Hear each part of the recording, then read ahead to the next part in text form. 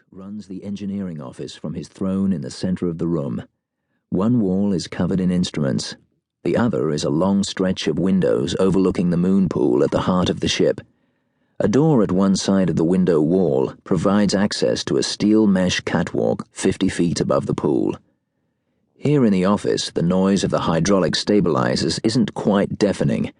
There's a loud mechanical whine and a vibration they feel through the soles of their boots, but the skull-rattling throbbing is damped to a survivable level.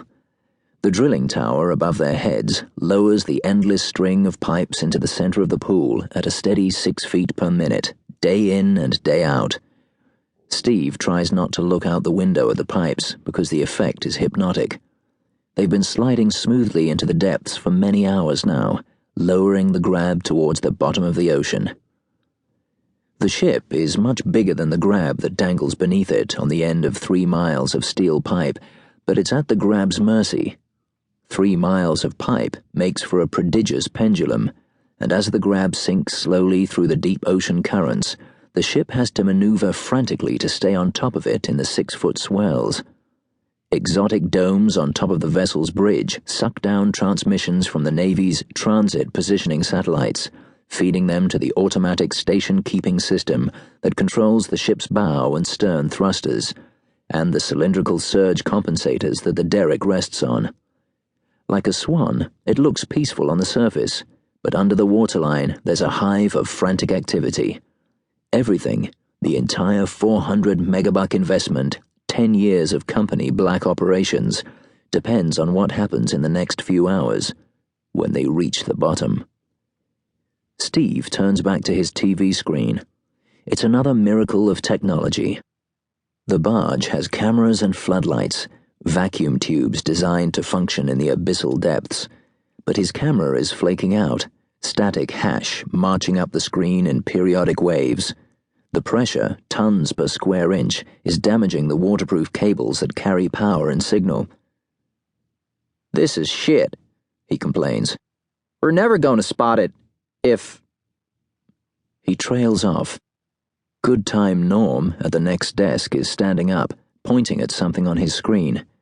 There's a whoop from the other side of the room. He squints at his screen, and between the lines of static, he sees a rectilinear outline. Holy... The public address system crackles overhead. "Clementine, crew, K-129 on screens 2 and 5. Range approximately 50 feet, bearing 225. Stand by, fine thruster control." It's official. They've found what they're looking for. The atmosphere in Spook City is tense but triumphant. "We're there," announces Cooper. He smirks at the hatchet-faced Brit in the crumpled suit who is smoking an unfiltered Camel in clear violation of shipboard fire regulations. "We did it." "We'll see," mutters the Brit. He stubs the cigarette out and shakes his head. "Getting there is only half the struggle." Nettled, Murph glares at him. "What's your problem?" he demands. "You're messing with something below 1,000 meters, in strict contravention of Article 4, says the Brit. "I'm here as a neutral observer in accordance with Section 2. Fuck you and your neutral status. You're just sore because you guys don't have the balls to stand on your waiver rights." Cooper gets between them before things can escalate again. "Cool it. Murph, how about checking with the bridge again to see if there's been any sign of the commies taking an interest? They'll twig when they see we've stopped lowering the string. James?" He pauses, grimaces slightly. The Brit's alias is transparent, and to a company man, borderline insulting.